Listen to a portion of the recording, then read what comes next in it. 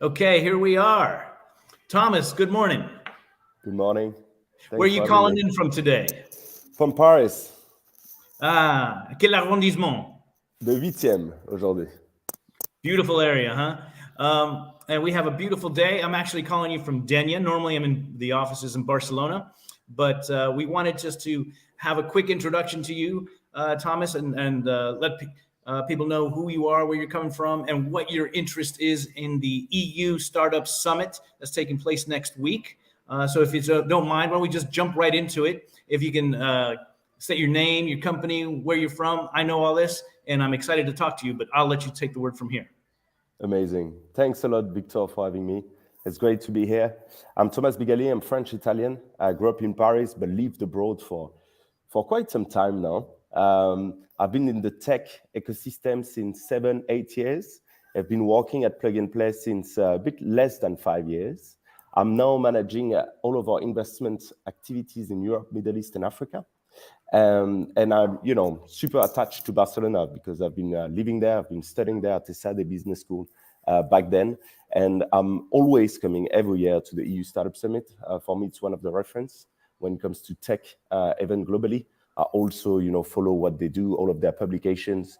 I'm pretty close to them. I've been following their growth along, sometimes now. And why I go there every year, it's of course to touch base with some people I know in this ecosystem, but also meet new people.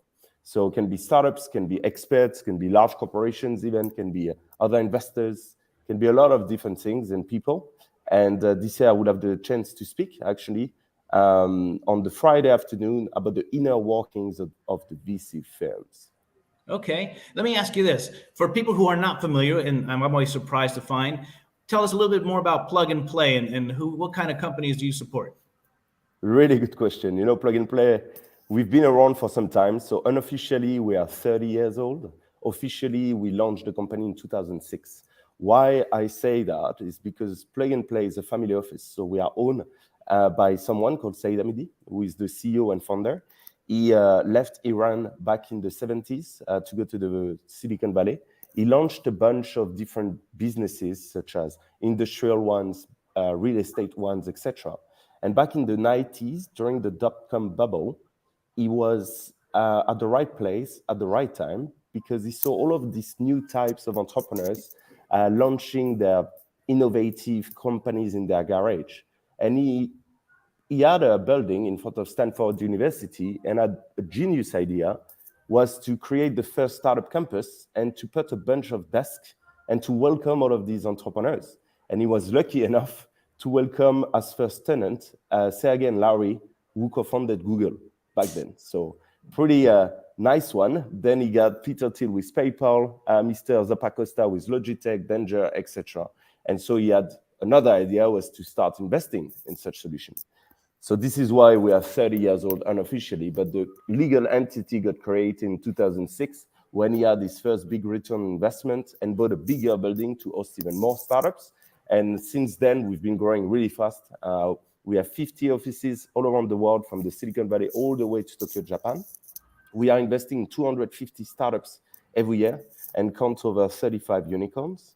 But we are also, at the middle, at the forefront of innovation, at the middle of the whole value chain, trying to support all of the different stakeholders, where we, boost the digital transformations of our partners, who are mostly large corporations, but that can also be governments, NGOs, consortiums, etc. When it Okay. comes to investment, which is my mandate, we invest generally from pre-seed all the way to Series A, 250 startups per annum, and we provide tremendous value because we are more than a VC, right? We are also the largest open innovation platform globally, so we can open the doors to our ecosystem to support entrepreneurs. Okay, let me ask you, what is a criteria for you to invest in a startup, say, for example, in Barcelona? That's a really good question. I mean, Barcelona for us, it's one city that is growing tech-wise, that have been, welcoming entrepreneurs since a long time. But we are geographically and industry agnostic, frankly speaking. So we invest everywhere. But to answer the first part of your question, so which are the criteria we are looking at when we are evaluating investment opportunities. There can be many, and they varies, right, from one stage to another. But generally, it's of course the team, the pain points that they want to tackle, the solutions they put in place to actually solve this challenge, as well as the technology, the market sizing, the momentum is really important, their go-to-market strategy. It's also the previous funding rounds and the current round dynamics. It can be the tractions that they had until now, and sometimes if they are too early, can be some early signs of market validation. Can be a lot of different things. Us as VCs, we have a different criteria that we are evaluating, and the goal is to have a good feeling and make sure we've done our homework to see if this startup could gain market shares and disrupt an industry overall. Okay. Well, because Plug and Play is such a major player, what is the minimum investment that you have for a company? The minimum ticket that we put can be 50K. So generally, we invest between 50K to 500K with the family office money, and we invest even in pre-seed startups, right? So of course, if you are a pre-seed startup, for instance, in emerging markets, we will be keen to invest roughly 50K. If you are a pre-seed startup in developed markets, it would be more towards 100K. So the ticket of Plug and Play are relatively small, but we invest in 250 startups per annum, right? And our goal is to be a strategic investor, so we do not take board seats. We are a follower, but we are here to provide value rather than sitting with you and take an active place at the board. We will rather actually leverage our overall ecosystem of large corporations, VCs. We are 800 people working at Plug and Play in 50 different hubs to support the startups. That's our thesis. And then we've been, since 3 years, launching new investment vehicles with external investors. So the family office is the family money that we are injecting pre-seed, seed, and Series A startups. And we are creating more and more additional investment vehicles where we have external investors, such as large corporations, high net worth individuals, family offices, fund of funds, etc. Okay. And let me ask you something that I keep getting questions more and more frequently, has to do with helping to invest in women. Do you have any programs or any incentives specifically towards either femtech or female entrepreneurs that have significantly at a disadvantage when it comes to raising capital? Definitely. And you know what? I'm more than glad to tell you that at Plug and Play, our headcount, 50% of our team members are actually women. And where I'm sitting in France, we have over 50%. So, we are really aware of diversity, not only female, but also any type of diversity you can imagine. And we try to support the overall ecosystem with that. So our goal is not necessarily to fix KPIs, but rather to do that by essence, right? We have always been doing that. Our president is a woman as well. And we have been launching a bunch of different initiatives. So we have the Fund Her program. That is a global program. We are opening one in the Nordics, actually, for instance, next week. And this is why I'm going there. And this program is actually meant to support female entrepreneurs to raise money, to have mentorship, to connect with their peers, to be able to leverage Plug and Play ecosystem to grow, etc. So we've been really active since inception into how we could promote diversity and also, help it to be the new standard, let's say. Excellent. And how about in the terms of impact investing? Are you doing anything that you would like to emphasize here? Thanks a lot for these last two questions, because they are really in vogue at the moment at Plug and Play. Our latest unicorn we disclosed lately, which is a Swedish one called Einride. It's definitely an impact startup. They are basically the Tesla of freight. I don't know if you're aware of this amazing startup. We've been investing in sustainability or impact overall since a long time. Originally, Plug and Play sustainability was mostly on horizontal, right? But now it became so prominent that we actually created even a vertical for that. This escalated when we started working with the Alliance to End Plastic Waste. So it's one of the biggest consortium globally, with 50 large corporations in it. So you have PepsiCo, Coca-Cola Group, Suez, Veolia, etc., that chipped in 5 billion to fight plastic waste globally. And we are managing their incubator accelerator plus their fund. And we've been, drastically increasing our investment activities in impact since then. So it's been 4 or 5 years. And we've been ranked for the past few years as the top early stage investor in sustainability and climate tech. Fantastic. It's great to hear. I'm in the, I guess, the ecosystem here in Barcelona, and for the last 15 years, trying to help small tech entrepreneurs raise capital. And it's been a struggle.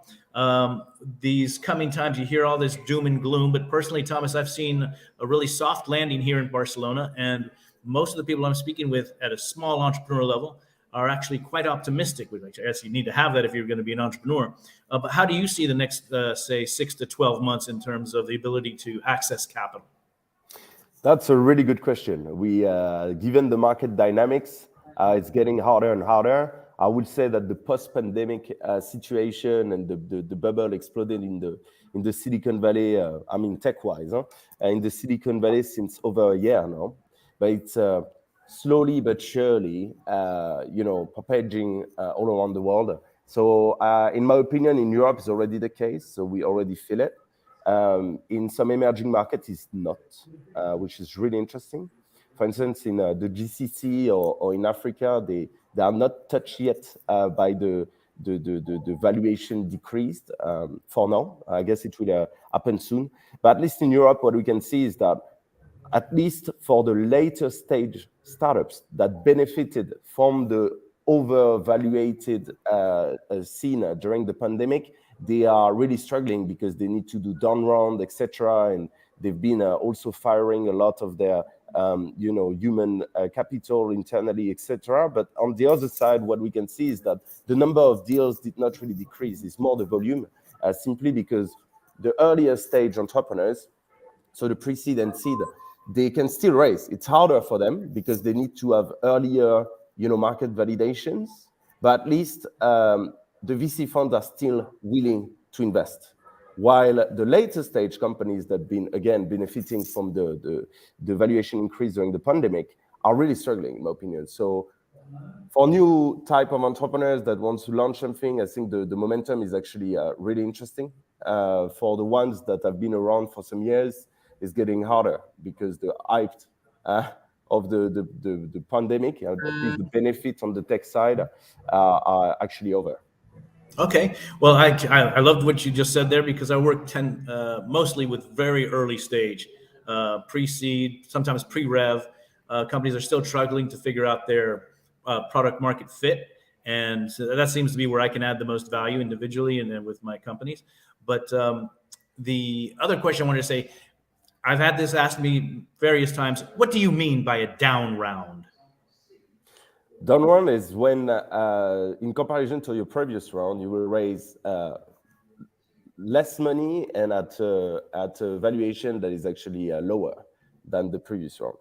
Okay. So unfortunately, it's a step back rather than forward. But sometimes in order to survive, it's what you need to do. And again, during the pandemic, because the valuation were incredibly high and they were not, based on specific metrics, but more on the ability of the entrepreneurs to raise funds.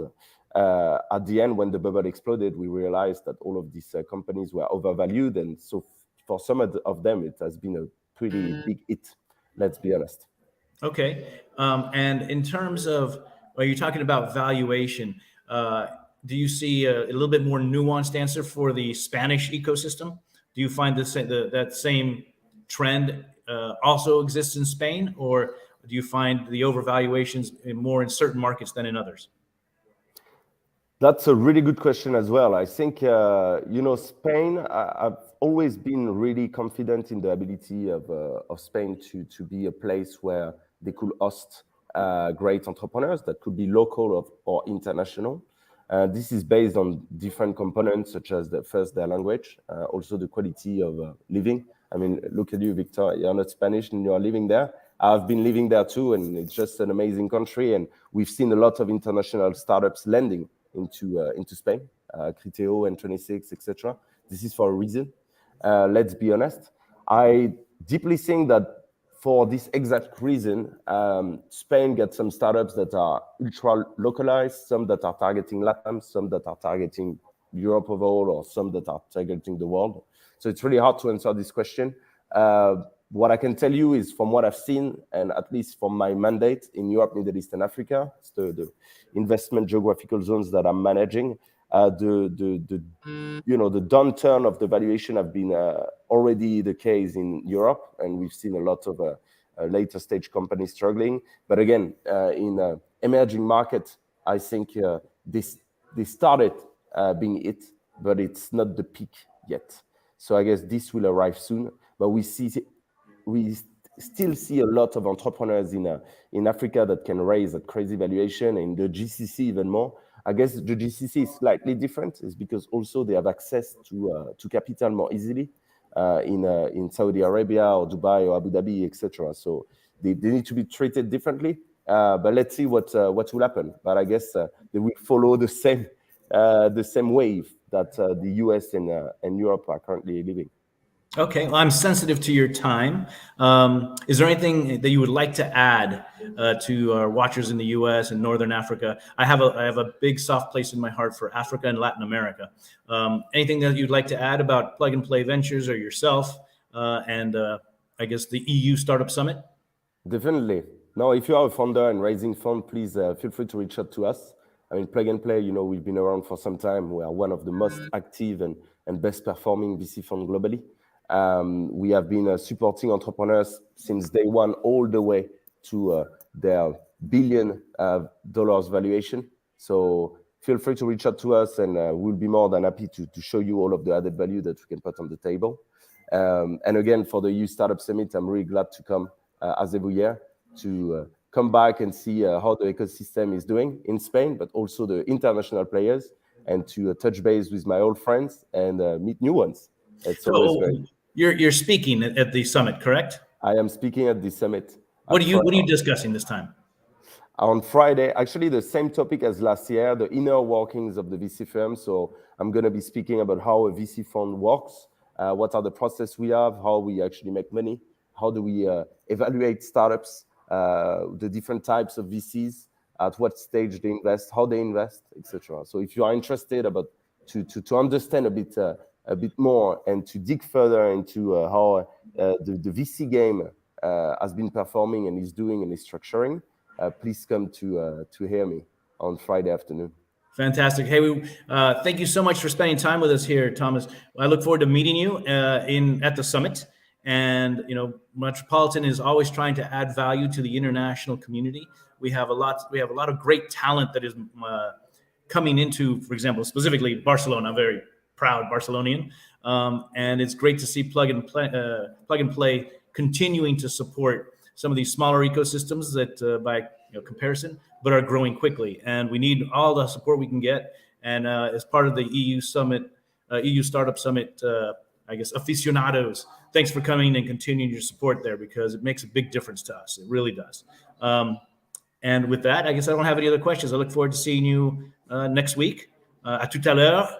Et merci à vous pour aujourd'hui. Hasta luego. Muchas gracias. Okay. Take care, Thomas. See you next Friday then. Goodbye. Okay. Thanks, I'll be there. everyone. Oh, one last plug. We for a Plug and Play, we have if you're in town on Wednesday night, I'm hosting about 150 of my closest friends, and I'm inviting lots of the entrepreneurs from the EU Startup Summit to a party. It's free of charge, but it's a private club. Just ring me down here or wherever the comments are going to be, and I'll give you the code to get in to the party. You have to be registered. Perfect. I will be there too. Fantastic. À tout à l'heure, à la prochaine fois. Thanks a lot. See you next week in sunny Barcelona. Take care. All right.